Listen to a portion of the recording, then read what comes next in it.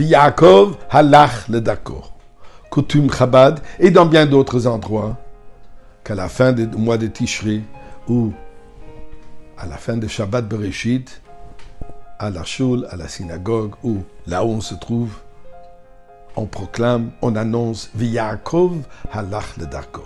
Ce verset nous raconte qu'après que Yaakov a quitté Lavan et après avoir un moment difficile avec lui, et là ils partent, ils se séparent, le pasuk de dire V'Yaakov halach ledarko.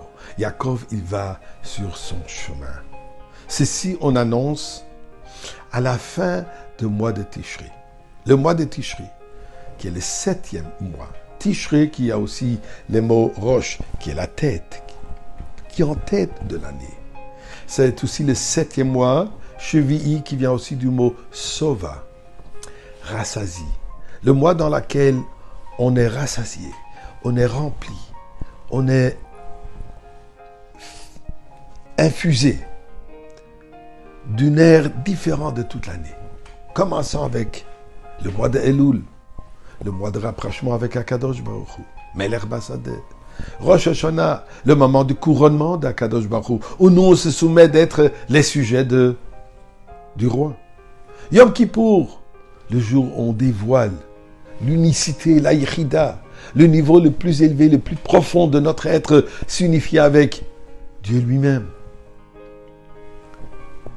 Sukkot, Zman Simchatenu.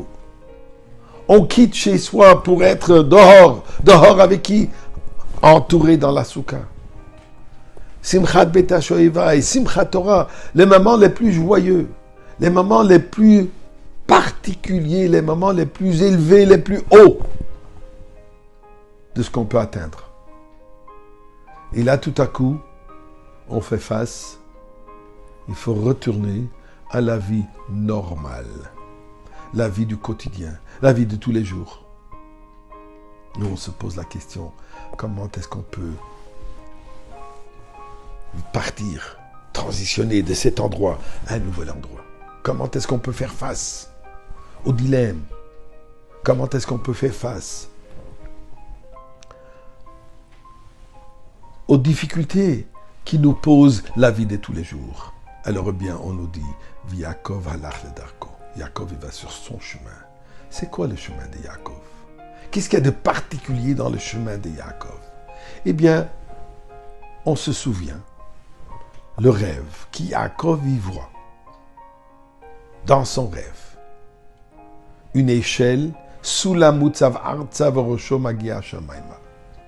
Après avoir quitté Yitzhak, on va prendre Yitzhak, la maison de Yitzhak, qui symbolise le mois de Tishri. La Kedusha de Yitzhak, la maison de Yitzhak, c'est une maison de mois de Tishri, des fêtes, c'est une maison de présence divine. Il quitte cet endroit, il va vers la vanne qui représente la colère du monde avec tous les défis qui viennent avec. Il voit dans son rêve une échelle qui fusionne la terre, Arza, avec Shamaïma. Et il voit les anges qui montent là, ça lui dit, j'ai mon chemin, il est tracé. Moi, mon devoir, il est de monter, de grimper sur cette échelle pour arriver du point le plus bas jusqu'au point le plus haut qui est à Shamaïma, qui est quoi? Mais pas seulement de grimper, d'aller d'un endroit vers l'autre endroit, mais de fusionner ces deux pour que Arza et Shamaïma deviennent une entité. Pour qu'il n'y ait pas de séparation entre la vie mondaine et la vie spirituelle. Eh bien, au lendemain de Shabbat Bereshit,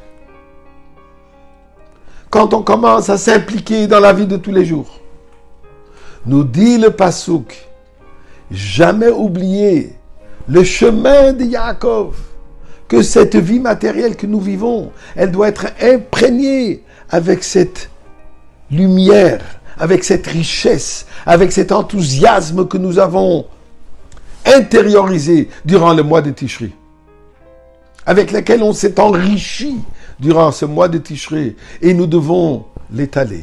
Nous devons assurer que ceci affecte notre comportement de tous les jours. Ce moment de cette fusion de Arza et Shemaïma sera accompli avec la venue de Mashiach.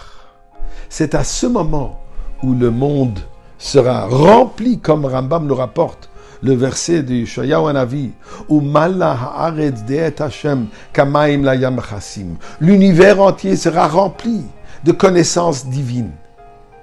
Ceci se fait par Yaakov halach ledarko.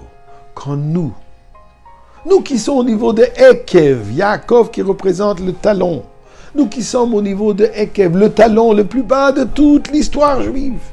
Mais quand ce talon s'élève, quand ce talon se laisse emporter par Tishri par la tête et suit les voies de la Torah et Mitzvot avec cet enthousiasme, c'est sûr et certain que nous allons arriver Bet Yaakov l'Chovenelcha, que nous allons arriver au Bet Hamikdash Ashlishi qui est au mérite de Yaakov. Donc mes chers amis, en route.